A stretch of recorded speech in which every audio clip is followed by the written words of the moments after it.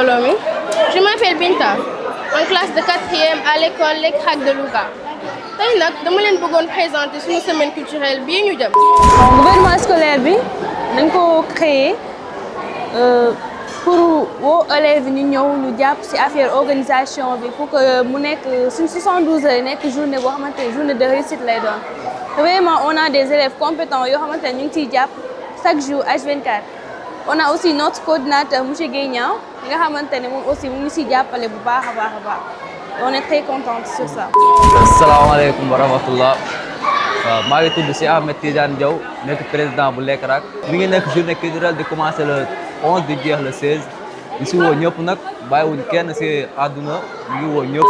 expo bi nag bu leen ko kenn nettali bi nga xam moom mooy am fee ci terrain basketball qui sera animé par Awa Banaya et le fameux Amadeus. Mes amis bu leen ko kenn nettali samedi le 16 mai ñun waa Les Cracs ñoo aaye waa Louga ñoo aaye. Asalaamaaleykum sama gars yi j'espère que yéen a ngi cool gars yi te dama ñëw changer air changer doxin changer waxin changer aussi tamit habillement ñi ngi fi nga xam ne moom mooy école Les Cracs Plus. Aujourd'hui on va faire la présentation de cette école et vous savez que actuellement nii dañu nekk les gouvernements scolaires ñoom ñoo ñu def seeni événement. C'est pourquoi tey ñu ñëw fi nga xam ne moom mooy Les Cracs Plus on va faire la présentation de cette école wax aussi tamit les performances bi nga xam ne école bi am na ko par rapport ak pourcentage yi waxaale aussi tamit li nga xam ne moom la ñuy woowee ci li événement bi nga xam ne moom mooy waajaam sama gars yi topp leen ma ñu dem.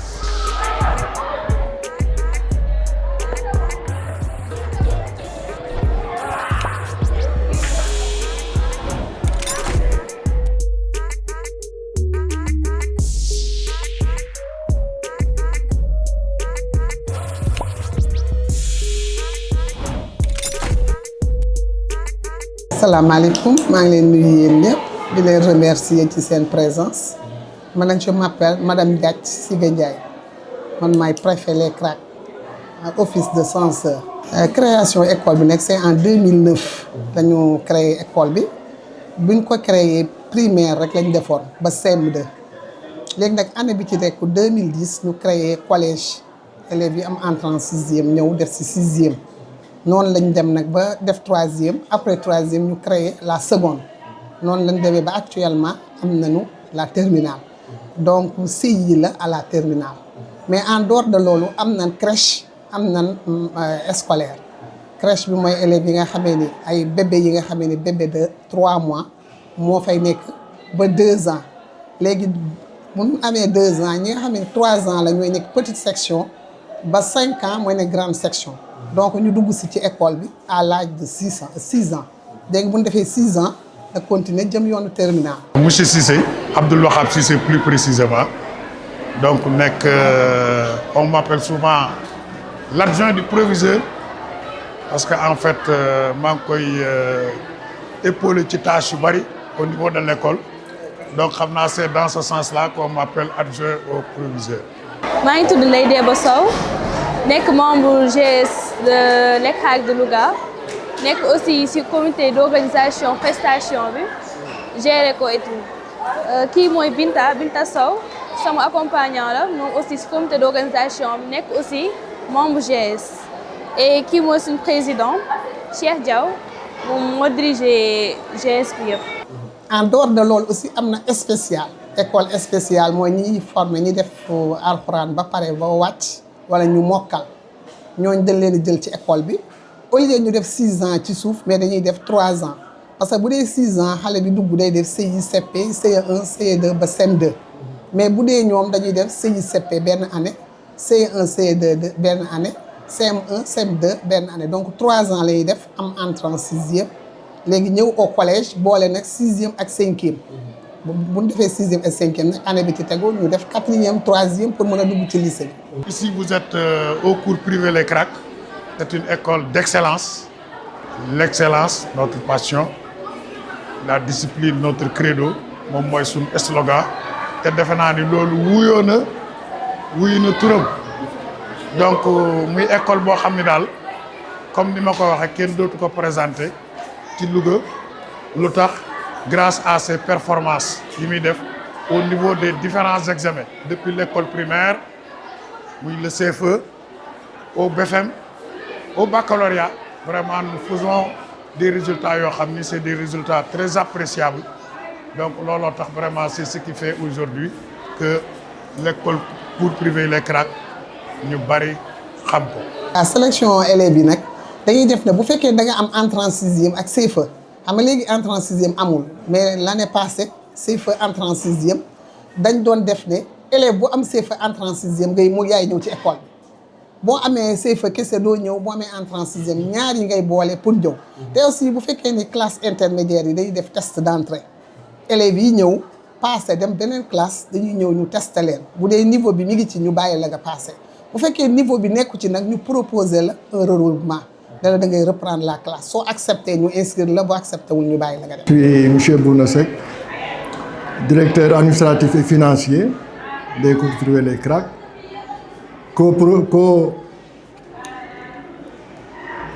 Avec monsieur Mbargou Cissé, nous avons créé l'établissement en 2009. Avant notre retraite, au mois de mai 2009, c'est M. Babali, inspecteur de l'académie de Louga, qui nous avait inspiré pour l'ouverture de cette école. Bon, quand je suis allé là-bas, il a dit donc, vous, avec votre expérience, avec votre expertise, donc le système a besoin de vous. Donc c'est là où est venue l'idée de créer les cours privés Les Cracks, qui a été créé au mois d'octobre 2009. professeurs yi nga xam damaa bokk ak ñoom groupe dinaa leen wax résultats yi nu mu demee remercier leen nag ndax ñoom aussi jàpp nañ ci parce que boo seetee école bi de bons profs ñoo fi nekk ñoo xam dañoo ànd ak ñun xàccandoo dóorandoo donc résultats yi bu baaxee il faut ñu remercier leen aussi di remercier aussi suñu dirigeants yi nga xam ñooy promoteurs yi nga xam ne ñoom ñoo créé école bi ñoom bañaluñ ñu dara fu ñu taxaw ña nga fa élèves yi fu ñu xool foofu la ñu xool lépp pour réussite bi te gis ngeen nu mu demee école Les Cracks moom kenn du ko nettali Louga ñëpp a leen xam.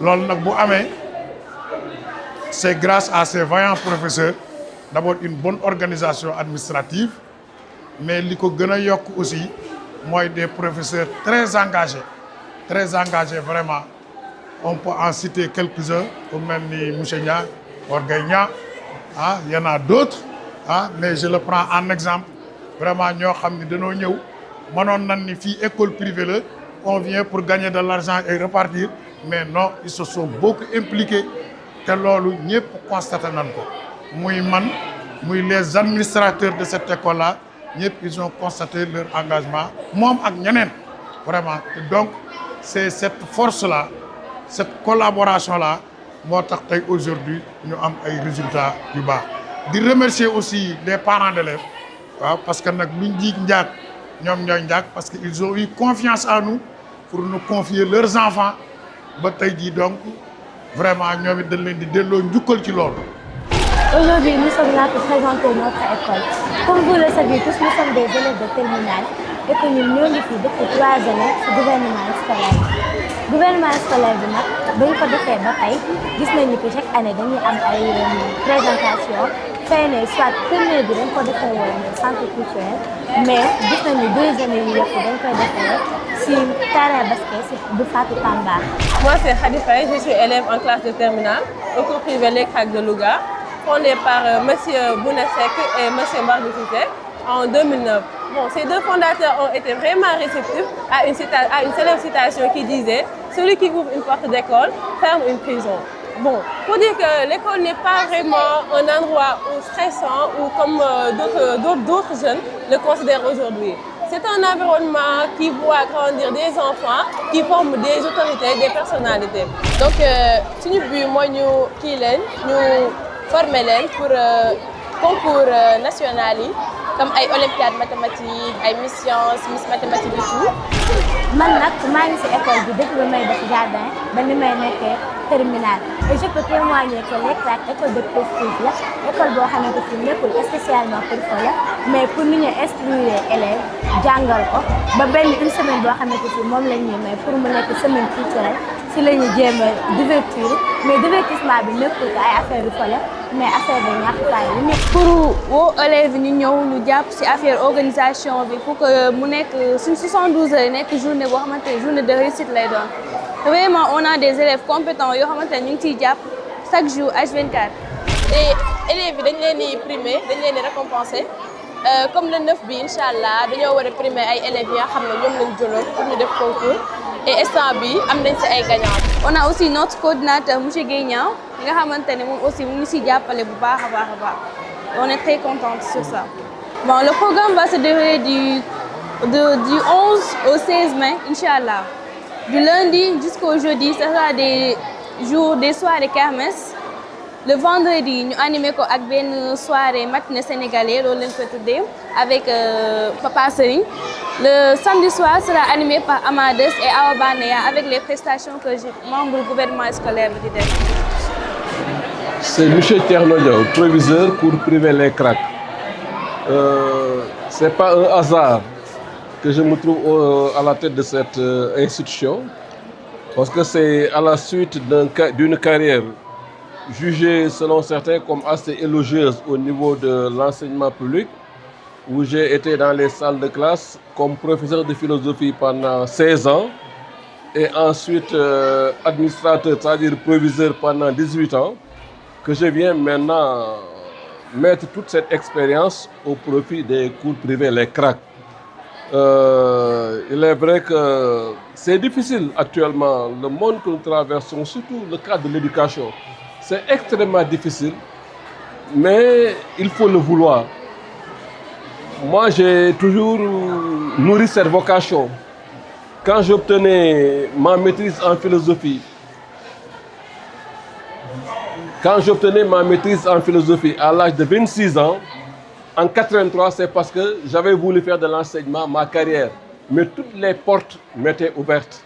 Donc, je dis que c'est par ambition, par vocation que je suis dans l'éducation. Et je ne connais que l'éducation encore.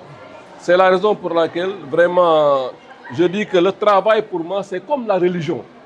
Tout le monde me connaît ici. Moi, je n'ai pas d'état d'âme. Je n'ai pas d'élève préférentiel. Je n'ai pas de professeur préférentiel. Moi-même, je suis le premier à venir à l'école et le dernier à quitter. Parce que simplement, je dis qu'il faut vouloir l'éducation. C'est un engagement, c'est un sacrifice. Quand on ne porte pas ça dans l'âme, on ne peut pas l'assumer. Ce n'est pas possible. Parce qu'il est vrai, comme on dit, bon, ça ne paye pas son homme. Mais il y a autre chose plus fondamentale que ce que l'on reçoit comme pécule. C'est la raison pour laquelle, à chaque fois que je vais à l'Institut à Koki, il m'arrive de temps en temps de dispenser des cours, c'est avec beaucoup d'émotion que je quitte. Parce que là-bas, ils ont une autre vision de l'enseignement. Imaginez quand tu fais une intervention de 4 heures ou de 8 heures de temps, pour quitter, c'est au minimum 10 mètres bassin destiné, ça te fait au minimum 120 000 francs. Et 150 000 francs, on te dit pour la couture. Imaginez, vous refusez, on te dit non, ça, il faut obligatoirement prendre ça. Imaginez ce que cela signifie et ce que cela représente. C'est parce qu'eux, ils n'ont pas la vision de l'éducation comme nous l'avons, mais parce qu'en fait, c'est un métier, une profession tellement noble, et dans leur entendement, il n'y a que Dieu qui puisse récompenser les enseignants.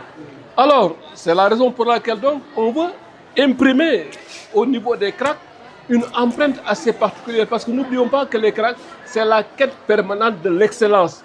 Ce que nous voulons, c'est l'excellence. Et quand les parents se sacrifient, payent pour l'éducation de leurs enfants, il faut vraiment que l'on ait conscience des sacrifices aussi consentis. C'est la raison pour laquelle je suis trop dur avec mes élèves. Parce que ce n'est pas par rapport à moi, mais par rapport à leurs parents. C'est pour simplement pour gagner le temps et mettre encore cette expérience au profit, n'est-ce pas, de mon pays, de mes grands qui ont cet établissement, que j'ai accepté de venir encore pour me sacrifier. Vraiment, donc, nous vous remercions vous aussi. En tout cas, ici, les enfants, les élèves, ce sont mes enfants. Je n'ai pas avec eux des rapports proviseurs-élèves, non. Mais c'est une famille élargie et au sens noble du terme. Il est vrai, comme disait Victor Hugo, qui aime bien châtie bien. Mais quand on travaille, on peut passer énormément de temps, on n'aura pas de friction entre nous. L'essentiel, je veux leur imprimer, leur inculquer la vision que j'ai personnellement. Il faut faire du travail un culte. Parce que tôt ou tard, on pourra réussir. Comme ni ñu leen ko waxee woon gis ngeen ni tey ñëw nañ les CRAC doon def gis les proviseurs gis aussi tamit le préfet gis aussi tamit les clubs yi nga xam ne existé nañ ci école bi en même temps aussi tamit le gouvernement scolaire bi nga xam ne actuellement ñu ngi préparé seen journée bi. On vous donne rendez-vous Inch'Allah ce vendredi avec Papa Serigne, le vendredi avec Papa Serigne et aussi les samedis.